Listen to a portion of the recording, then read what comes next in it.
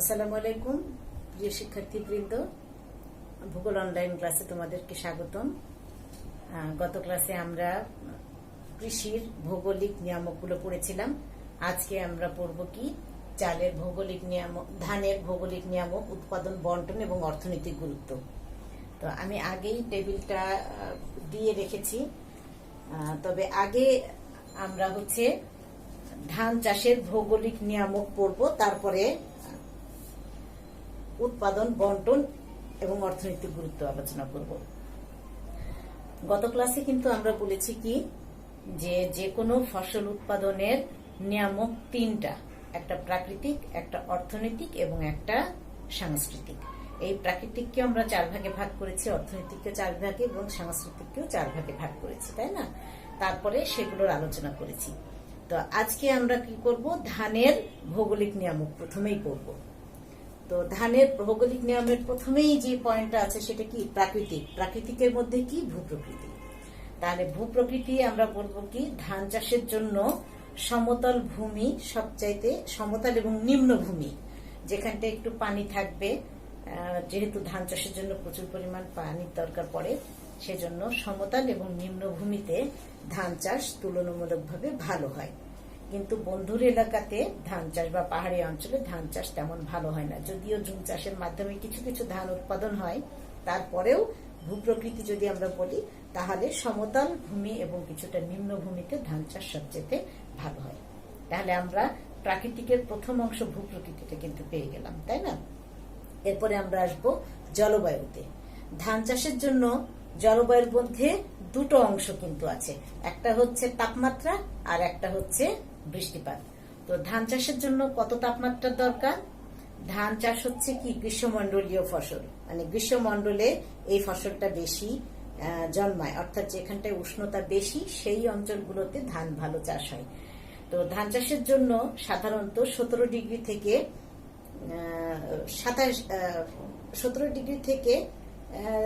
27 কিংবা 30 ডিগ্রি পর্যন্ত তাপমাত্রা উপযোগী।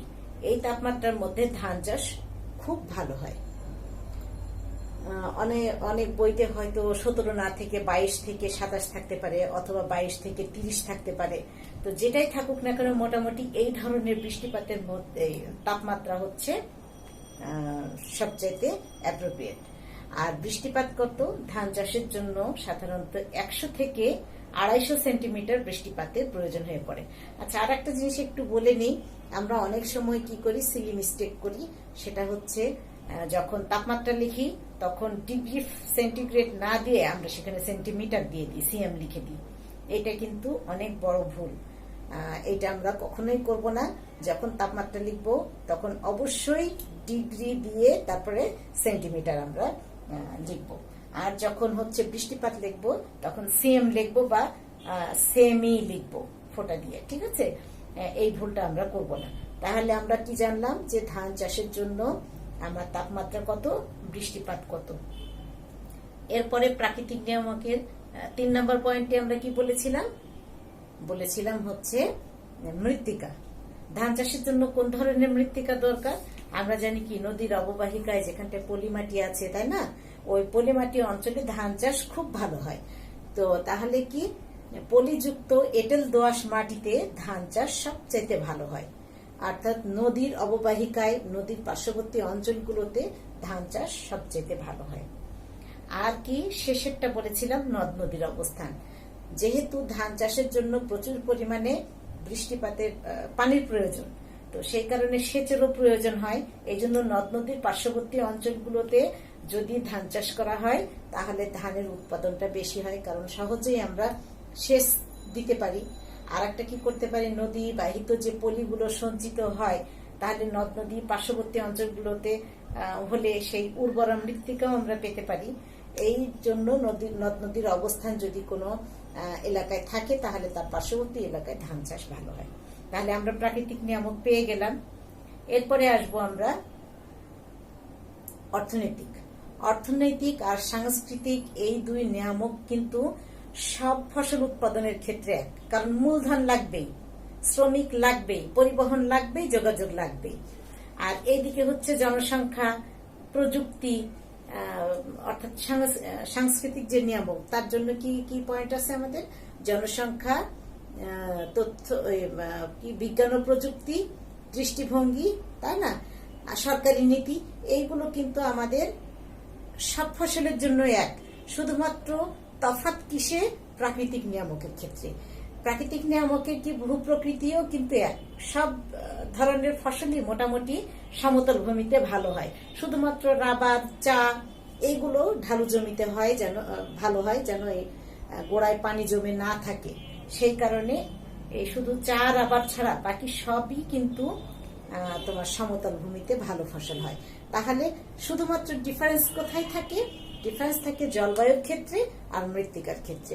এক এক ফসলের জন্য জলবায়ুর তাপমাত্রা এবং বৃষ্টিপাত আলাদা হয় এবং মৃত্তিকার ধরন হয় আলাদা।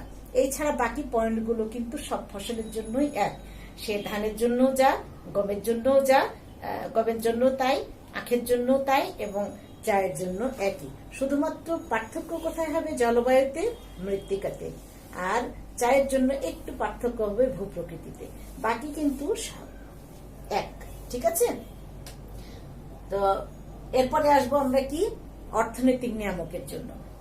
অর্থনৈতিক নিয়ামকে আমরা বলেছি কি, সব নিয়ামক যদি থাকে তারপরেও যদি মূলধন না থাকে তাহলে কিন্তু ফসল উৎপাদন হবে না। তো এটা সব ফসলের ক্ষেত্রে প্রযোজ্য। মূলধন 1 নাম্বার অর্থনীতিকে। 2 নাম্বারের হচ্ছে কি আছে? শ্রমিক। সব ফসলের জন্যই কিন্তু শ্রমিক প্রয়োজন। শ্রমিক না হলে কোনো ফসলই উৎপাদন হবে না। 3 নাম্বার হচ্ছে পরিবহন। ফসল অতিরিক্ত উৎপাদনের জন্য আমাদের পরিবহন যোগাযোগ ব্যবস্থাটা খুবই ভালো হওয়া প্রয়োজন। পরিবহন যোগাযোগ ব্যবস্থা যদি ভালো হয় তাহলে ফসল উৎপাদনটা আলটিমেটলি বেড়ে যাবে। বাণিজ্যও ঠিক অনুরূপ, সব ফসলের জন্য একই। এগুলোর বর্ণনা একই। আমি বারবার বলছি যে এগুলোর বর্ণনা সব ফসলের জন্য একই। শুধু ধানের সময় ধান লিখতে হবে, গমের সময় গম লিখতে হবে, তাছাড়া বর্ণনা এক। তফাৎটা কোথায় হবে? প্রাকৃতিকের জলবায়ুতে, ভূপ্রকৃতিতে একটু, মৃত্তিকায়। ঠিক আছে? আর লাস্টেরটা কি আছে আমরা? আমাদের সাংস্কৃতিক নিয়ামক। সাংস্কৃতিক নিয়ামকের ওই যে বললাম, জনসংখ্যা যদি বেশি থাকে, 1 নম্বর পয়েন্ট হচ্ছে কি জনসংখ্যা যদি বেশি থাকে তাহলে চাহিদা বেশি থাকবে, উৎপাদন বেশি হবে। দ্বিতীয়টা হচ্ছে বিজ্ঞান প্রযুক্তিতে যদি কোনো দেশ এগিয়ে যায় তাহলে সেটা কৃষি ক্ষেত্রেও উৎপাদন বাড়ায় দিবে। আর যদি বিজ্ঞান প্রযুক্তি অনুন্নত হয় তাহলে উৎপাদন অনেকটাই কমে যাবে, তাই না? দৃষ্টিভঙ্গিটাও এর আগেই আমরা বর্ণনা করেছি। আবার সরকারি নীতিও আগেই বর্ণনা করেছি। সরকারি বিভিন্ন নীতিগুলো কেমন? যেমন হচ্ছে তারা কৃষি ব্যাংকের মাধ্যমে শ্রমিকদেরকে, কৃষকদেরকে সহজ শর্তে ঋণ দিবে, তারপরে সারের ক্ষেত্রে ভর্তুকি দিবে। এইসব যে সরকারি নীতিগুলো আছে সেই নীতিগুলোর উপর বেস করে কিন্তু ফসল উৎপাদন বেশি হয়ে থাকে। আবার অনেক ফসলকে নিরুৎসাহিত করার জন্য কিন্তু সরকারি নীতি বেশ প্রযোজ্য। তাহলে দেখা যাচ্ছে সরকারি নীতির উপরে কিন্তু কোনো একটা ফসল মানে দেশের উৎপাদন কেমন হবে তা কিন্তু নির্ভর করে। তাহলে আমাদের জানা হলো ধানের ভৌগোলিক নিয়ামক, ধান চাষের ভৌগোলিক নিয়ামক সম্পর্কে আমরা জানলাম। এখন আসবো আমরা কি? ধান চাষের উৎপাদন, বন্টন। বন্টন মানে কি বলতো? বন্টন মানে হচ্ছে যে পৃথিবীর কোন কোন দেশে ধান উৎপাদন হয়। এই যে দেশগুলোতে ধান উৎপাদন হয় সেই দেশগুলোর একটু বর্ণনা করাটাই হচ্ছে বন্টনের বর্ণনা করা। ঠিক আছে? আর উৎপাদন কি? কোন একটা নির্দিষ্ট সালে কি পরিমাণ উৎপাদন হয়েছিল সেটা বলা। তো আমার কাছে সর্বশেষ তথ্য আছে 2016 সালে। তোমরা যদি নতুন বইটা কিনো তাহলে হয়তো 17 কিংবা 18 পাবে। তবে মনে রাখবে যে আমরা যে ইনফরমেশনই দিব না কেন সেটা যেন লেটেস্ট হয়। ঠিক আছে? যদি তোমরা 17 সালের পাও তাহলে অবশ্যই 16টা অ্যাভয়েড করবা, 17টা ইউজ করবা। আবার যদি 18 পাও তাহলে তো আরো ভালো, 16টা একেবারে ইউজ করবা না, 18টা করবা। তো আমরা এখন জানবো কি? ধান চাষের উৎপাদন এবং বন্টন। প্রথমে দেখো আমি উৎপাদনের পরিমাণ লিখে নিয়েছি 1000 মেট্রিক টন, অর্থাৎ এটার পরে আমরা বলবো কি 1000 মেট্রিক টন। আর এটা কোন সালে? 2016 সালে। এটা বিশ্বের ধান উৎপাদনের পরিমাণ আমরা দিয়েছি। যখনই দেশের নাম আমরা বলে দিয়েছি তখনই কিন্তু এটা বন্টনও হয়ে গিয়েছে। তাহলে আমরা প্রথমে ধান চাষের উৎপাদন এবং বন্টন আলোচনা করব। প্রথমে কি বিশ্বে আমরা যখন চীন, কোশ্চেনটা এরকম আসতে পারে যে এমন একটা ফসল যে ফসলে হচ্ছে উৎপাদনের জন্য 100 থেকে 250 সেন্টিমিটার বৃষ্টিপাত প্রয়োজন এবং বেলে দোআঁশ মাটিতে ভালো পলিযুক্ত এঁটেল দোআঁশ মাটিতে এই ফসলটা ভালো উৎপাদন হয়। যদি এই কথা বলে তাহলে কি আমরা বুঝতে পারবো না যে আমাদের কোন ফসলের কথা বলছে? ধানের কথা বলছে, তাই না? এবং হয়তো এরকম উদ্দীপক দিয়ে বলল যে উদ্দীপকে উল্লেখিত ফসলের উৎপাদন আলোচনা করো। তখন আমাদের কি করতে হবে? এইরকম একটা চার্ট দিতে হবে, দেওয়ার পরে বর্ণনা করতে হবে। বর্ণনাটা কি? এই চার্টের পরে নিচে আমরা 1 নাম্বার দিয়ে চীন লিখব। দেখো চীন কি? চীন হচ্ছে কি বিশ্বে ধান উৎপাদনে প্রথম স্থান অধিকার করেছে, তাই না? এবং 2016 সালে উৎপাদনের পরিমাণ ছিল 2,11,90,000 মেট্রিক টন। আর চীনের কোথায় কোথায় ভালো ধান উৎপাদন হয়? হুয়াংহো, ইয়াংসি, এই যে নদীগুলো, এই নদীগুলোর তোমার অববাহিকায় বা নদীর পার্শ্ববর্তী অঞ্চলগুলোতে ধান ভালো হয়।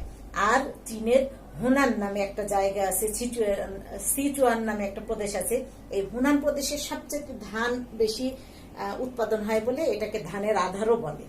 তাহলে এই সব জায়গাগুলোতে চীনের অধিক পরিমাণ ধান উৎপাদন হয়ে থাকে। এই অঞ্চলগুলোতে কেন বেশি ধান উৎপাদন হয়ে থাকে? কারণ এখানে নদীবাহিত পলি, এই যে বললামই হুয়াংহো ইয়াংসি নদীর ইয়াংসি কিয়াং এর পাশে অববাহিকা, তাহলে পলিযুক্ত মৃত্তিকা। তারপরে এখানে তাপমাত্রা কি ধান চাষের উপযোগী, আর বৃষ্টিপাত কি 100 থেকে 250 সেন্টিমিটারের মধ্যে হয়। মৃত্তিকাও বললাম সে আবার চীনে প্রচুর পরিমাণে লোক সংখ্যা আছে, শ্রমিকের অভাব নাই, মূলধনের অভাব নাই, সেই কারণে চীনে কিন্তু এত বেশি উৎপাদন হয়ে থাকে। আর চীনে আর একটা কি আছে? প্রচুর পরিমাণে, এটা তো বিশাল বড় একটা দেশ, পৃথিবীর সবচেয়ে বড় দেশ, তাই না? এদের জায়গাও অনেক বেশি, অর্থাৎ চাষ করার জন্য অনেক পরিমাণ ভূমিও রয়েছে। তাহলে আমরা বর্ণনাতে কি কি লিখব? বিশ্বে কততম স্থান অধিকার করেছে, একটা নির্দিষ্ট সালে কি পরিমাণ উৎপাদন হয়েছে যদি উৎপাদন চাই, এবং চীনের কোন কোন জায়গাটাই উৎপাদন। 2-3টা জায়গার নাম করলে হবে, যেমন আমি 2-3-4টা জায়গার হুনানের কথা বললাম, সিচুয়ানের কথা বললাম, আর বললাম কি হুয়াংহো ইয়াংসি কিয়াং নদীর পার্শ্ববর্তী অঞ্চলগুলোতে, তাই না? এরপরে আসবো আমরা কি ভারতে। ভারতের বর্ণনাটা কি দিব? যে ধান উৎপাদনে ভারত বিশ্বে 2য় স্থান অধিকার করেছে। 2016 সালে উৎপাদনের পরিমাণ ছিল কত? 1,58,756 মেট্রিক টন। ভারতের কোথায় কোথায় ধান বেশি উৎপাদন হয়? ভারতের অন্ধ্রপ্রদেশ, কর্ণাটক, তারপরে আসাম, ত্রিপুরা, মধ্যপ্রদেশ, পশ্চিমবঙ্গ, বিহার, উড়িষ্যার এইসব জায়গাগুলোতে ভালো হয়। ঠিক আছে? আর ভারতে কেন ভালো হয়? ভারতের ভেতর দিয়ে অসংখ্য নদী প্রবাহিত হয়ে গিয়েছে, যার নদীবাহিত পলি রয়েছে, এই অববাহিকাগুলোতে ভালো হয়। আর কেন? এখানে প্রচুর শ্রমিক আছে, মূলধন আছে, প্রচুর ল্যান্ড আছে, এই কারণে। আর এখানকার তাপমাত্রা, বৃষ্টিপাত ধান চাষের উপযোগী, এই জন্য ভারতে এত বেশি ধান উৎপাদন হয়। এরপরে আসবে কি ইন্দোনেশিয়া। ইন্দোনেশিয়া পৃথিবীতে অর্থাৎ বিশ্বে ধান উৎপাদনের 3য় স্থান অধিকার করেছে। এই উৎপাদনের পরিমাণ কত? 77,297,000 মেট্রিক টন। আর ইন্দোনেশিয়ার জাভা অঞ্চলে প্রচুর পরিমাণে ধান উৎপাদন হয়। এরপরে 4 নম্বরে আসবে কি বাংলাদেশ। বাংলাদেশ কি বিশ্বে ধান উৎপাদনে 4র্থ স্থান অধিকার করেছে। অবশ্যই মাথায় রাখবা, এটা কিন্তু অনেক সময় জ্ঞানমূলকে থাকে, বাংলাদেশ ধান উৎপাদনে কততম স্থান অধিকার করেছে। আবার এমনও থাকতে পারে বিশ্বে ধান উৎপাদনে প্রথম স্থান অধিকারী দেশের নাম লিখো, অথবা 2য় স্থান অধিকারী দেশের নাম লিখো। ঠিক আছে? এইগুলো কিন্তু মনে রাখতে হবে। তো বাংলাদেশের পরিমাণ কত? 2016 সালে 52,590,000 মেট্রিক টন এত পরিমাণ ধান উৎপাদন করেছে। আর হচ্ছে বাংলাদেশের কোন জায়গাগুলোতে বেশি ধান উৎপাদন হয়? সাধারণত পদ্মা এবং ব্রহ্মপুত্র নদীর অববাহিকাগুলোতে বাংলাদেশের সবচাইতে বেশি ধান উৎপাদন হয় এবং বাংলাদেশের উপকূলবর্তী অঞ্চলের যে জেলাগুলো আছে সেগুলোতে ধান বেশি উৎপাদন হয়। এরপরে আছে কি ভিয়েতনাম। ভিয়েতনাম হচ্ছে বিশ্বে ৫ম স্থান অধিকার করেছে ধান উৎপাদনে। এর পরিমাণ হচ্ছে ৪৩,৪৩৭ মেট্রিক টন। ভিয়েতনামের কোথায়? মেকং নামে একটা নদী আছে, সেই নদীর অববাহিকায় ভিয়েতনামের সবচাইতে বেশি ধান উৎপাদন হয়ে থাকে। এরপরে ৬ষ্ঠ স্থানে আছে কি মিয়ানমার। তাহলে ৬ নম্বর দিয়ে আমরা দিব কি যে বিশ্বে ধান উৎপাদনে ৬ষ্ঠ স্থান অধিকার করেছে মিয়ানমার। উৎপাদনের পরিমাণ ২০১৬ সালে কত ছিল? ২৫,৬৬৭ মেট্রিক টন। আর মায়ানমারের কোথায় বেশি ধান দেখা যায়? ইরাবতী নদীর অববাহিকাতে ধান বেশি উৎপাদন হয়। সবগুলোর ক্ষেত্রেই কি দেখছো? অববাহিকাগুলোতে বেশি উৎপাদন হচ্ছে না? হ্যাঁ, কারণ কি এই নদীগুলোতে তোমার ওই যে পলিমাটি আছে, তো সেই কারণে এই অঞ্চলগুলোতে ধান বেশি উৎপাদন হয়। এরপরে আসছে কি থাইল্যান্ড। থাইল্যান্ডে হচ্ছে কি বিশ্বের ৭ম স্থান অধিকার করেছে। এই উৎপাদনের পরিমাণ ২৫,২৬৭ মেট্রিক টন। আর থাইল্যান্ডের মেনাব নদীর অববাহিকাতে প্রচুর পরিমাণে ধান উৎপাদন হয়ে থাকে। ফিলিপাইনের কি এটা হলো ৮ম স্থান অধিকার করেছে পৃথিবীতে। উৎপাদনের পরিমাণ ২০১৬ সালে ছিল ১৭,৬২৭ মেট্রিক টন। এবং ফিলিপাইনের সুজন নামে একটা দ্বীপ আছে, সেই দ্বীপে ধান অধিক পরিমাণে উৎপাদন হয়ে থাকে। ব্রাজিলের কোন অংশে? ব্রাজিল হচ্ছে ৯ম স্থান অধিকার করেছে। ব্রাজিলের উৎপাদনের পরিমাণ ছিল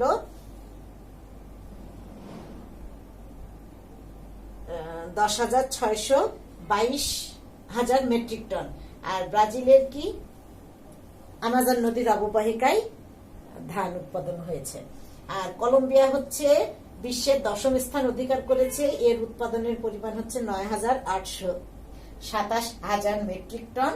এবং কলম্বিয়া হচ্ছে কি উত্তর ও পশ্চিম সমুদ্র তটের কাছে এই ধান উৎপাদন সবচেয়ে বেশি হয়ে থাকে। তাহলে আমরা উৎপাদন এবং বন্টন দুটোই কিন্তু আলোচনা করলাম। বন্টন মানে কোথায় কোথায় উৎপাদন হয়, দেশের কোন কোন জায়গাটা, এটাই হচ্ছে বন্টন। আর উৎপাদন হচ্ছে একটা নির্দিষ্ট সালে কি পরিমাণ উৎপন্ন হয়েছে সেটা। ঠিক আছে? তো তাহলে আমরা ধানের কি কি জানলাম? আমরা নিয়ামক জানলাম, উৎপাদন জানলাম, বন্টন জানলাম এবং অর্থনৈতিক গুরুত্ব জানবো। অর্থনৈতিক গুরুত্বের সাথে কিন্তু আমাদের সংশ্লিষ্ট হচ্ছে বিশ্ব বাণিজ্য। তো অ্যাকচুয়ালি বিবেচনা করলে দেখা যায় কি যে ধান কিন্তু সরাসরি আমদানি রপ্তানিতে অংশগ্রহণ করে না। এটা চাল তৈরি করা হয় এবং চালটা হচ্ছে আমদানি রপ্তানি হয়ে থাকে। তো বিশ্ববাজারে দেখা যাচ্ছে যে এত পরিমাণ ধান উৎপাদন হওয়া সত্ত্বেও কিন্তু আন্তর্জাতিক বাণিজ্যে এর প্রভাবটা খুব বেশি না। কারণ কি যেই দেশগুলো অধিক পরিমাণ ধান উৎপাদন করে থাকে, দক্ষিণ এশিয়ার যে দেশগুলো বা এশিয়ার দেশগুলো, এই দেশগুলো হচ্ছে উন্নয়নশীল। এদের নিজেদের চাহিদা মেটানোর পরে খুব অল্প পরিমাণে কিন্তু আন্তর্জাতিক বাণিজ্যে ভূমিকা রাখে। এই কারণে দেখা যাচ্ছে কি যে ধানের আন্তর্জাতিক বাণিজ্য তেমন নেই, অল্প পরিমাণ আছে। তো আন্তর্জাতিক বাণিজ্য বলতে আমরা কি বুঝি? একটা আমদানি বাণিজ্য আর একটা বুঝি রপ্তানি বাণিজ্য। তো আমদানি বাণিজ্যের ক্ষেত্রে দেখেছি কি আমরা বিশ্বে ধান আমদানি করে, এখানটায় আমি দিয়েছি ২০১৬-১৭ হিসাব। সবচাইতে বেশি আমদানি করেছে চীন ১ নাম্বার। কারণ কি চীনে প্রচুর পরিমাণে জনসংখ্যা, এই ক্রমবর্ধমান জনসংখ্যার খাদ্যের চাহিদার জন্য প্রচুর পরিমাণে তারা চাল আমদানি করে থাকে। তাহলে চীন করেছে কি ৫,০০০ মেট্রিক টন। তারপরে দ্বিতীয় স্থান অধিকার করেছে হচ্ছে নাইজেরিয়া, তারা আমদানি করেছে ১,৯০০ মেট্রিক টন। এরপরে আসছে ইউরোপীয় ইউনিয়ন, ইউরোপীয় ইউনিয়ন আমদানি করেছে কি ১,৮৫০ মেট্রিক টন। এরপরে চতুর্থ স্থানে আমদানি করেছে হচ্ছে সৌদি আরব ১,৫৫০ মেট্রিক টন। এবং পঞ্চম স্থানে আছে ফিলিপাইন ১,৪০০ মেট্রিক টন। তাহলে আমরা এই ৫টা দেশ দিয়ে আমদানি বাণিজ্য দেখালাম চালের। এখন আমরা দেখাবো একটু রপ্তানি বাণিজ্য একই সালে, সেজন্য আমি একই অংশের মধ্যে লিখে দিয়েছি এখানটায় সালটা কি এই যে 16-17। আর রপ্তানি বাণিজ্য রপ্তানি করেছে সবচাইতে বেশি কোন দেশ? ভারত। সেটা হচ্ছে কি 10,300 মেট্রিক টন। তারপরে দ্বিতীয় স্থান অধিকার করেছে রপ্তানিতে থাইল্যান্ড, এটা হচ্ছে 10,000। ভিয়েতনাম করেছে 5,800 মেট্রিক টন। পাকিস্তান করেছে 4,200 মেট্রিক টন এবং যুক্তরাষ্ট্র করেছে 3,550 মেট্রিক টন। এটা ছিল আমাদের আমদানি বাণিজ্য, এটা আমাদের রপ্তানি বাণিজ্য। তোমরা চাইলে আরো 2-3টা দেশ বেশি করে দিতে পারো। তো এটাও কিভাবে আসতে পারে আমাদের হায়ার অর্ডারে, অর্থাৎ ঘ নাম্বারে থাকতে পারে যে ধান এবং গম দুটা উদ্দীপক এমন ভাবে দিল যে তুমি বুঝতে পারলা ধান আর গমের কথা বলছে, দিয়ে বললো যে আন্তর্জাতিক বাণিজ্য উদ্দীপকে উল্লেখিত দুইটা ফসলের আন্তর্জাতিক বাণিজ্য তুলনা করো। তখন তুমি কি চালের আমদানি রপ্তানিটা দেখাবা, গমের আমদানি রপ্তানি দেখাবা, দেখে কম্পেয়ার করে যে আলোচনাটা করবা তাহলেই কিন্তু হয়ে যাবে। এখন আমরা লাস্টলি আর একটু বলে নিই যে ধান উন্নয়নশীল দেশগুলোতে যে উৎপাদন হয় তার কিছু সমস্যা রয়েছে। যেমন কি উন্নয়নশীল আমরা পর্যালোচনা করে দেখতেই পাচ্ছি যে ধান বেশিরভাগ উৎপন্ন হয় কি উন্নয়নশীল দেশগুলোতে। আর উন্নয়নশীল দেশগুলোতে হওয়ার কারণে কিন্তু কিছু সমস্যা রয়ে গেছে। যেমন মূলধনের সমস্যা আছে, তারপরে তোমার হচ্ছে প্রযুক্তির সমস্যা আছে, তারপরে পুরাতন পদ্ধতিতে চাষাবাদের সমস্যা আছে। এই যে বিভিন্ন সমস্যাগুলো রয়েছে, তারপরে প্রকৃতির উপরে নির্ভরশীলতার সমস্যা রয়েছে, এইগুলো হচ্ছে তোমার ধান চাষের সমস্যা। আর সমস্যার ঠিক অপোজিট বিষয়গুলোই হচ্ছে সমাধান। যদি মূলধনের সমস্যা থাকে তাহলে আমরা কি বলবো যে পর্যাপ্ত পরিমাণের মূলধনের সুবিধা দিলে ধান চাষ যে সমস্যা আছে তার সমাধান হবে। আবার বলতে পারি কি পুরাতন পদ্ধতির পরিবর্তে আধুনিক পদ্ধতিতে বা বিজ্ঞানসম্মত পদ্ধতিতে যদি আমরা চাষাবাদ করি তাহলে উৎপাদন বেশি হবে। এই যে সমস্যাগুলো আছে ঠিক তার অপোজিট কথাগুলো বললেই কিন্তু তার সমাধান হয়ে যাবে। তাহলে আজকে আমরা ধানের নিয়ামক, ভৌগোলিক নিয়ামক, উৎপাদন, বন্টন এবং গুরুত্ব জানলাম। তো আজকে এই পর্যন্ত। আগামী ক্লাসে আবার কোন একটা ফসল নিয়ে কথা হবে। সে পর্যন্ত ভালো থেকো, সুস্থ থেকো। আল্লাহ হাফেজ।